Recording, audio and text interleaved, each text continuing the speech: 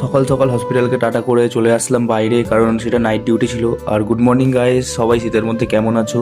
আশা করছি ভালোই আছো। সবাই যেখানে ঘুম থেকে উঠতে দেরি করে শীতকালে, সেখানে আমার কাজ করে বাড়ির দিকে যাওয়া শুরু হলো।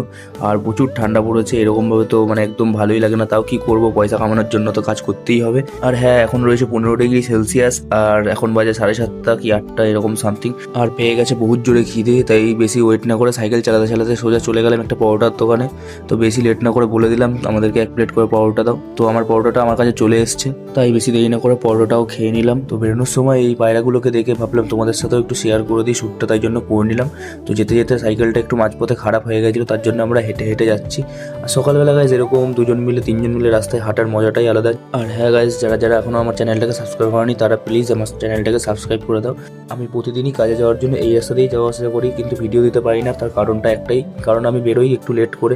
তোমাদেরও দেখে এখন আরেকটা জিনিসও মন থেকে ভালো লাগবে, কারণ এই রাস্তায় একটা রয়েছে, এখানে একটা কালী ঠাকুরের মন্দির, আর এখানে রয়েছে একটা হনুমান মন্দির। তো সবাই একবার জয় শ্রীরাম কমেন্টে লিখে যাবে। আর হ্যাঁ, আজকের জন্য এইটুখানি।